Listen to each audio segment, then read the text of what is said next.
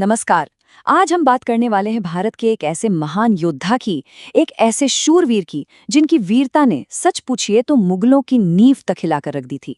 जी हाँ, ये कहानी है मेवाड़ के उस शेर की जिन्हें इतिहास ने आखिरी हिंदूपत का दर्जा दिया, महाराणा संग्राम सिंह, जिन्हें हम और आप राणा सांगा के नाम से जानते हैं।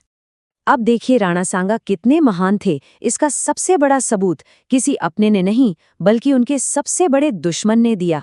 कौन? पहला मुगल बादशाह बाबर। बाबर ने खुद अपनी किताब बाबरनामा में लिखा है कि राणा सांगा उस दौर के सबसे महान, सबसे शक्तिशाली भारतीय शासक थे। सोचिए, दुश्मन भी जिनकी तारीफ करे। अच्छा, इस जबरदस्त कहानी में आगे बढ़ने से पहले एक छोटी सी बात। अगर आपने इस वीडियो पर क्लिक किया है तो मैं चाहूंगा कि आप हमारे व्हाट्सएप ग्रुप को भी ज्वाइन करें। वहां हम अपने गौरवशाली इतिहास पर बिना किसी पक्षपात के बहुत अच्छी चर्चा करते हैं। लिंक आपको नीचे डिस्क्रिप्शन में मिल जाएगा। तो चलिए शुरू करते हैं। देखिए, राणा सांगा का जीवन कोई फूलों का ताज नहीं था। उनकी कहानी तो शुरू ही होती है सिंहासन के लिए एक खूनी लड़ाई से। एक ऐसी लड़ाई जिसकी वजह बनी एक भविष्यवाणी। तो हुआ ये कि 1482 में संग्राम सिंह का जन्म हुआ और एक ज्योतिषी ने भविष्यवाणी कर दी कि यही मेवाड़ का अगला महाराणा बनेगा। बस इसी बात ने उनके भाइयों पृथ्वीराज और जयमल के मन में ईर्ष्या की आग लगा दी। भाइयों में जंग छिड़ गई और एक जानलेवा हमले में सांगा की एक आंख चली गई। उन्हें अपनी ही जमीन छोड़कर जान बचाकर भागना पड़ा। कई सालों तक वो एक भगोड़े की तरह जिए। लेकिन देखिए किस्मत का खेल, जब उनके दोनों भाइयों की मौत हो गई तो 1509 में वही राजकुमार जिसे सब भूल चुके थे, मेवाड़ का महाराणा बनकर लौटा। और जब सांगा गद्दी पर बैठे तो उनका शरीर ही एक जीता जागता युद्ध का मैदान था। कहते हैं उनके शरीर पर 80 से ज्यादा घाव थे। एक आंख वो पहले ही खो चुके थे और बाद में एक हाथ और एक पैर भी गंवा दिया।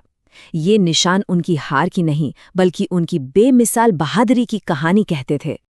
अब राणा सांगा की सबसे बड़ी ताकत सिर्फ उनकी तलवार नहीं थी। नहीं, उनकी असली ताकत थी उनकी सोच, उनकी कूटनीति। उन्होंने वो काम कर दिखाया जो उस समय लगभग नामुमकिन माना जाता था। जी हाँ, सदियों से आपस में ही लड़ने वाले राजपूत घरानों को एक झंडे के नीचे लाकर खड़ा कर दिया। और ये उन्होंने किया कैसे? उन्होंने एक बहुत पुरानी राजपूत परंपरा को दोबारा जिंदा किया जिसका नाम था पाती पैरवन। अब ये पाती पैरवन क्या था? ये एक तरह का सैन्य कोड था। मतलब सबसे शक्तिशाली राजा यानी राणा सांगा जब एक चिट्ठी यानी पाती भेजते थे तो सभी राजपूत राजाओं को अपनी दुश्मनी भुलाकर एक बाहरी दुश्मन से लड़ने के लिए साथ आना ही पड़ता था। ये एक तरह से एकता की शपथ थी। और ये जो संघ बना, ये कितना ताकतवर था, इसका अंदाजा आप इन आंकड़ों से लगाइए। 1 लाख से भी ज्यादा घुड़सवार सैनिक, 500 जंगी हाथी और साथ में कौन कौन? 7 बड़े राजा, 9 राव और 104 सरदार। आप सोच सकते हैं ये कितनी बड़ी शक्ति रही होगी। इसी अभूतपूर्व एकता की वजह से उन्हें हिंदूपत कहा गया, यानी हिंदुओं का रक्षक, उनका सम्राट। एक बात हमें समझनी होगी, मुगलों के आने से बहुत पहले ही राणा सांगा उत्तर भारत की सबसे बड़ी शक्ति बन चुके थे। उन्होंने अपने आसपास की सल्तनतों जैसे मालवा, गुजरात और यहाँ तक कि दिल्ली सल्तनत को भी अपनी ताकत का लोहा मनवा दिया था। बात है 1519 की। गागरून की लड़ाई में उन्होंने मालवा और गुजरात दोनों की मिलीजुली सेना को बुरी तरह हराया। मालवा का सुल्तान महमूद खिलजी पकड़ लिया गया। लेकिन यहाँ सांगा ने कुछ ऐसा किया जो आज भी याद किया जाता है। उन्होंने हारे हुए सुल्तान को कैदी नहीं बनाया बल्कि उसका इलाज करवाया और पूरे सम्मान के साथ उसका राजपाट उसे वापस लौटा दिया। ये था राजपूत शौर्य। और हाँ, इसी जीत के बाद उन्होंने उस इलाके से हिंदुओं पर लगने वाला जिजिया टैक्स भी खत्म कर दिया। मालवा के बाद अब निशाना था दिल्ली सल्तनत और उसका क्रूर सुल्तान इब्राहिम लोधी। एक नहीं बल्कि 2 बार, पहले 1517 में खातौली में और फिर 1518 में धौलपुर में सांगा ने लोधी की बड़ी बड़ी सेनाओं को रौंद डाला। हाँ, खातौली की लड़ाई में उन्हें अपना एक हाथ खोना पड़ा, वो हमेशा के लिए लंगड़े हो गए, पर उन्होंने दिल्ली सल्तनत की ताकत को लगभग खत्म ही कर दिया। और फिर साल आया 1526, हिंदुस्तान के इतिहास का एक बड़ा मोड़। मध्य एशिया से एक नया तूफान आया जिसका नाम था बाबर। बाबर ने पानीपत में इब्राहिम लोधी को हराकर मुगल साम्राज्य की नींव रख दी। अब हिंदुस्तान की जमीन पर दो महाशक्तियां थीं, एक तरफ राणा सांगा और दूसरी तरफ बाबर, और इन दोनों का टकराना अब तय था। तो दोनों सेनाओं का पहला आमना सामना हुआ फरवरी 1527 में बयाना के मैदान में। और जानते हैं क्या हुआ? मुगलों की ऐसी हार हुई, ऐसी जबरदस्त हार कि वो कांप गए। सांगा की राजपूत सेना ने बाबर के सबसे चुने हुए लड़ाकों को गाजर मूली की तरह काट डाला।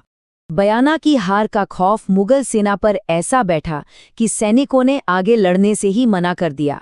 ये मैं नहीं कह रही, बाबर ने खुद अपनी किताब बाबरनामा में ये बात लिखी है कि उसके सैनिक हिम्मत हार चुके थे, उनमें लड़ने का जज्बा ही नहीं बचा था। अपनी टूटती हुई सेना को दोबारा खड़ा करने के लिए बाबर को मजहब का सहारा लेना पड़ा और उसने आने वाली लड़ाई को जिहाद का नाम दे दिया। और फिर वो दिन आया जिसने हिंदुस्तान की तकदीर लिख दी। 16 मार्च 1527, खानवा का मैदान। दोस्तों, ये सिर्फ एक लड़ाई नहीं थी, ये दो दुनियाओं का टकराव था, दो अलग सोच का, दो अलग समय का महासंग्राम। जरा देखिए मैदान में कौन था। एक तरफ थी राणा सांगा की 1 लाख से भी बड़ी राजपूत सेना, जिनकी ताकत थी उनका शौर्य, उनकी बहादुरी, उनकी तलवारें।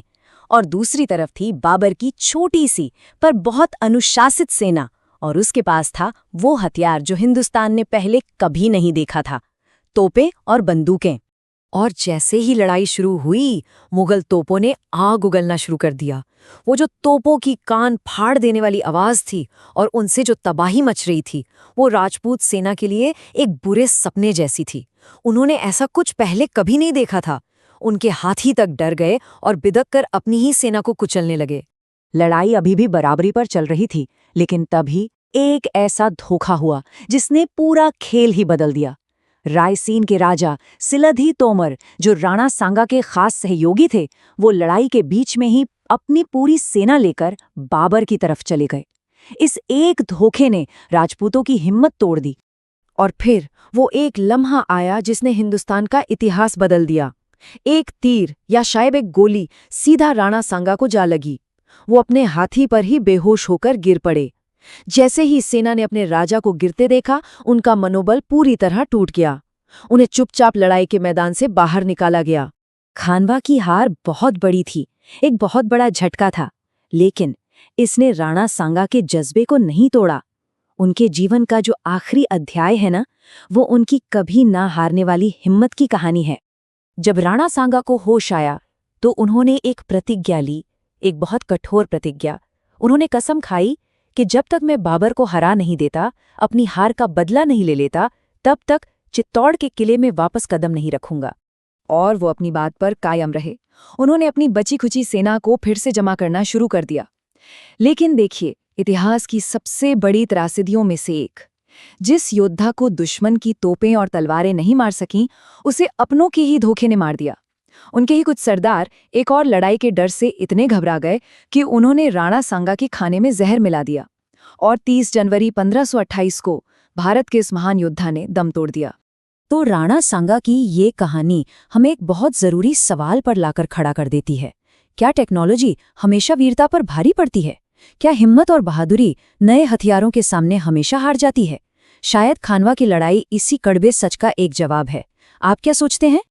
देखिए, इस तरह की कहानियों को, इस तरह के विश्लेषण को आप तक लाने में बहुत ज़्यादा मेहनत और हिम्मत भी लगती है। अगर आपको हमारा ये प्रयास पसंद आया हो तो प्लीज़ इस वीडियो को लाइक करके, शेयर करके और चैनल को सब्सक्राइब करके हमारा साथ दें। और हाँ, अगर आपने ये वीडियो यहाँ तक देखा है तो मैं जानना चाहती हूँ कि इस विषय पर आपकी क्या राय है। खानवा के युद्ध के बारे में आप क्या सोचते हैं? नीचे कमेंट्स में ज़रूर बताइएगा। चलिए एक अच्छी और स्वस्थ चर्चा करते हैं। आपका एक एक लाइक हमें बहुत हिम्मत देता है ऐसा काम करते रहने के लिए। हिंदुस्तान जिंदाबाद।